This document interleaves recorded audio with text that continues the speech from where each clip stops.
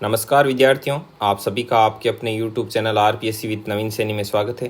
विद्यार्थियों, हम ज्योग्राफी पढ़ रहे थे। ज्योग्राफी में अपने क्लास नंबर 28 तक हो चुकी है और आज अपनी है क्लास नंबर 29। ठीक है, इसमें हम राजस्थान के उद्योगों के बारे में पढ़ेंगे। ठीक है, राजस्थान के उद्योग पर 2 वीडियो बनेंगे।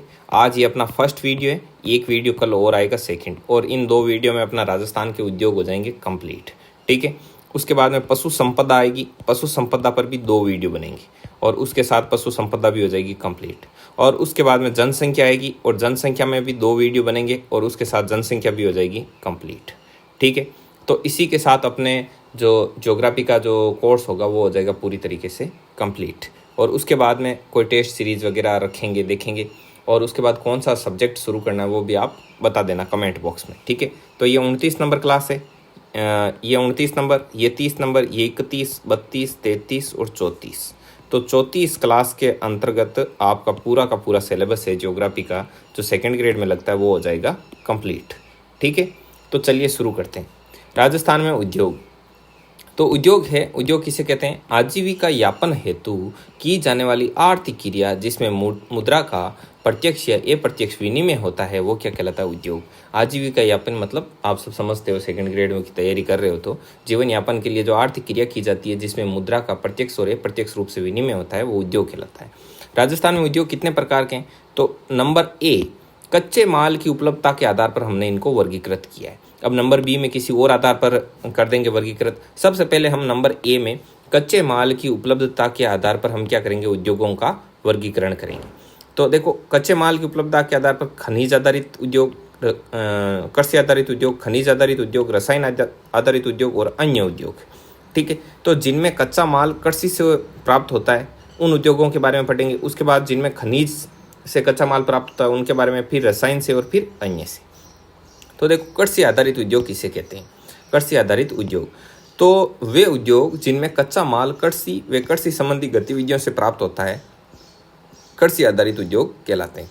जैसे सूती वस्त्र उद्योग, क्योंकि कपास वगैरह आ रहे वो खेतों से प्राप्त होती है। चीनी उद्योग, तो इसमें गन्ना मिलता है। शराब उद्योग, शराब में भी। और वनस्पति घी उद्योग, मिल्क पाउडर उद्योग और बायोडीजल उद्योग। तो बायोडीजल में क्या हो जाएगा? अपने रतन जोतर, होबा, जोजोबार। तो ये सब किससे प्राप्त होता है? इनका कच्चा माल है वो खेती से प्राप्त होता है। ठीक है, नेक्स्ट, तो इसके बाद में कृषि आधारित उद्योग तीनों क्षेत्रों में कार्यरत है। तीनों क्षेत्रों में मतलब सार्वजनिक क्षेत्र में भी कृषि पर डिपेंडेड कई सारी फैक्ट्रियां वगैरह उद्योग चलते हैं। निजी क्षेत्र में भी चलते हैं कृषि पर आधारित, और सहकारी भी चलते हैं। किस पर आधारित? कृषि पर आधारित उद्योग। तो सहकारी का मतलब होता है एक सब के लिए, सब एक के लिए। ठीक है, तो इस आधार पर भी जो उद्योग हैं वो चलते हैं। तो सूती और चीनी उद्योग देखो, सार्वजनिक क्षेत्र की मतलब सरकारी मिलें भी मिलेगी, निजी मिलें भी मिलेगी और सहकारी मिलें भी इसमें मिलेगी आपको। तो सबसे पहले हम सूती वस्त्र उद्योग के बारे में देखते हैं। तो अब आपसे पूछा जाए तो सूती वस्त्र उद्योग एक कृषि आधारित उद्योग है। कैसा उद्योग है? कृषि आधारित उद्योग। ठीक है, देखो, जो कंटेंट सीधा सीधा है उसको सीधा सीधा पढ़ेंगे। कोई समझाने की चीज़ आएगी तो वो मैं बीच में आपको समझा दूंगा। बाकी आपका टाइम खराब नहीं किया जाएगा बिल्कुल भी। ठीक है, आप सारे वीडियो देख लो पीछे के, कहीं पर भी टाइम वेस्ट नहीं किया। सीधा समझ में आ रहा है भाई, एक सेकंड ग्रेड का जो विद्यार्थी तैयारी कर रहा है तो उसका एक बौद्धिक स्तर होता है। ऐसे नहीं, अभी छठी वालों को, सातवीं वालों को एसएसटी में हम जाके यदि सूती वस्त्र उद्योग पढ़ाएंगे और आपको पढ़ाएंगे तो उन दोनों में फर्क तो होगा ना। तो उस हिसाब से पढ़ाया गया है सारा का सारा कंटेंट। आप हमारे टेलीग्राम चैनल का लिंक डिस्क्रिप्शन में दे रखा है, वहाँ से आप टेलीग्राम ग्रुप जो चैनल है उसको ज्वाइन कर लो। वहाँ पर आपको सारी क्लासें हैं, सब की PDF सब मिलेगा। आगे देखो, सूती वस्त्र उद्योग राजस्थान का सबसे प्राचीन तथा परंपरागत संगठित उद्योग कौन सा है? सूती वस्त्र उद्योग है। रेलवे के बाद सर्वाधिक रोजगार देने वाला उद्योग भी यही है।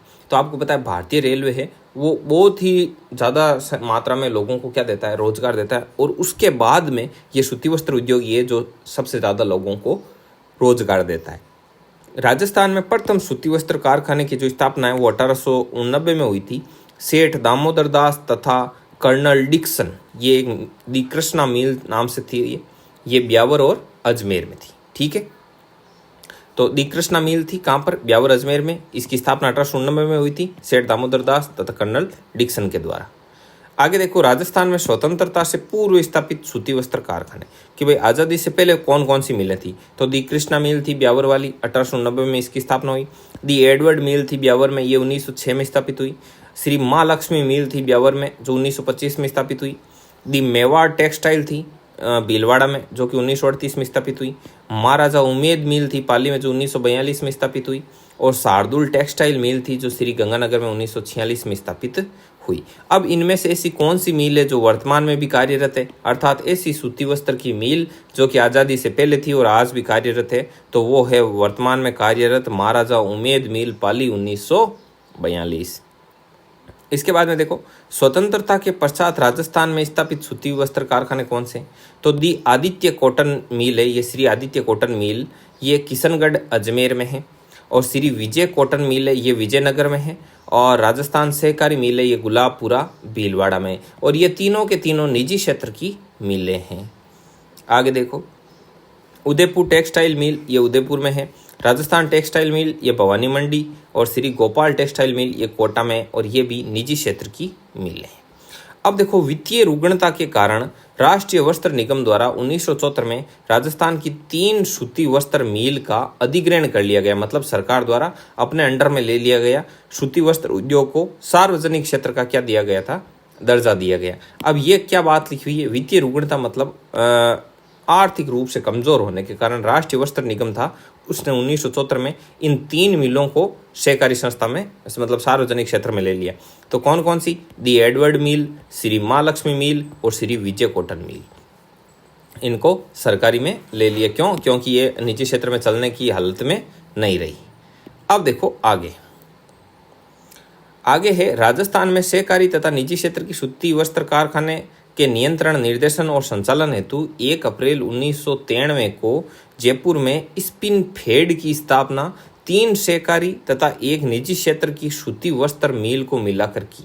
तो कौन कौन सी थी, तो देखो निजी क्षेत्र की 1 मिल थी राजस्थान सहकारी मिल गुलाबपुरा निजी क्षेत्र वाली, और बाकी की सरकारी 3 थी।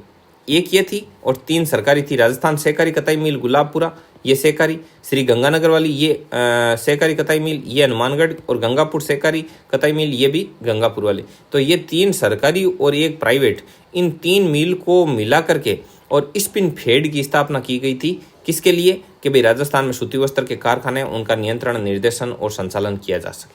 और कब किया था, 1 अप्रैल 1993 को। आगे देखो नेक्स्ट, स्पिन फेड क्या है, तो स्पिन फेड का ये हिंदी में पूरा नाम दे रखा है राजस्थान राज्य सहकारी स्पिनिंग एंड जीनिंग मिल संघ, ठीक है।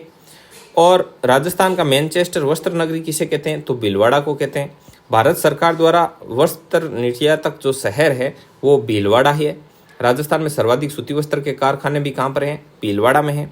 भारत का मैनचेस्टर पूछे तो अहमदाबाद, उत्तरी भारत का मैनचेस्टर पूछे तो कानपुर, और दक्षिणी भारत का मैनचेस्टर पूछे तो कोयम्बटूर, ठीक है। अब ये था सूती वस्त्र उद्योग। अब आगे है चीनी उद्योग। तो चीनी उद्योग है वो राजस्थान का दूसरा सबसे बड़ा कृषि आधारित उद्योग है। तो पहला सबसे बड़ा कृषि आधारित उद्योग कौन सा था, सूती वस्त्र उद्योग। और ये भी क्या है, तीनों क्षेत्रों में कार्यरत है, अर्थात जो सरकारी, निजी और सहकारी, इन तीनों क्षेत्रों में ये क्या है, कार्यरत है, ठीक है।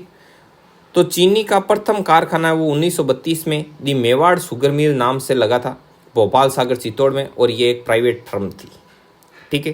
द्वितीय कारखाना 1956 में दी गंगानगर शुगर मिल्स के नाम से गंगानगर में लगा था, और ये एक सरकारी फैक्ट्री थी। तृतीय कारखाना है वो 1966 में केशोराय पाटन शुगर मिल नाम से बूंदी में लगा था 1965 में, और ये एक सहकारी क्षेत्र का था, ना सरकारी और ना प्राइवेट, ये एक सहकारी संस्था थी, ठीक है, सहकारी क्षेत्र में संचालित था। गंगानगर जो शुगर मिल है, ये गंगानगर वाली, गंगानगर शुगर मिल गंगानगर वाली, इसमें चुकंदर से चीनी बनाने के एशिया के पहले संयंत्र की स्थापना यहाँ पर की गई थी। ये बहुत ही ज़्यादा इम्पोर्टेंट फैक्ट है, इस चीज़ को ध्यान में रखना। और राजस्थान के प्रथम शराब बनाने के कारखाने की स्थापना भी यहीं पर है, मतलब ये राजस्थान का प्रथम शराब बनाने का कारखाना है, शराब, ठीक है। आगे देखो, राजस्थान का स्कॉटलैंड किसे कहते हैं, अलवर को कहते हैं, क्योंकि अलवर में शराब के सर्वाधिक कारखाने, ये भी बहुत ही ज़्यादा इंपॉर्टेंट फैक्ट है, इसको ध्यान में रखना, ओके। आगे देखो, वनस्पति घी उद्योग, चीनी उद्योग कंप्लीट, अब वनस्पति घी उद्योग। तो प्रथम कारखाना है वनस्पति घी उद्योग का 1964 में भीलवाड़ा में स्थापित किया गया था। वर्तमान में राजस्थान में 6 कारखाने संचालित है, जिसमें 4 जयपुर में, 1 चित्तौड़ में और 1 भीलवाड़ा में है। और मिल्क पाउडर बनाने का जो कारखाना है वो एग्रो फूड पार्क नाम से कोटा में है और 15 जुलाई 2011 को इस मिल्क पाउडर बनाने के कारखाने की क्या हुई थी, स्थापना हुई थी। ठीक है विद्यार्थियों, तो आज के क्लास में बस इतना ही कंटेंट पढ़ेंगे। ठीक है, नेक्स्ट क्लास जो क्लास नंबर 30 होगी उसके साथ ही आपके जो राजस्थान के उद्योग हैं वो हो जाएंगे कंप्लीट। ये वीडियो आपको कैसा लगा, इस वीडियो के बारे में आप कमेंट बॉक्स में कमेंट करके ज़रूर से ज़रूर बताएं। यदि आप हमारी व्हाट्सएप ब्रॉडकास्ट में ऐड नहीं है तो व्हाट्सएप नंबर है वो डिस्क्रिप्शन में दे रखें, वहाँ पर आप अपना नाम और अपना डिस्ट्रिक्ट का नाम सेंड कर सकते हैं। टेलीग्राम चैनल का लिंक भी दे रखा है, तो चैनल को ज़रूर से ज़रूर सब्सक्राइब कर दीजिए, वीडियो को लाइक कर दीजिए। ठीक है विद्यार्थियों, मिलते हैं नेक्स्ट वीडियो में, तब तक के लिए जय हिंद, जय भारत।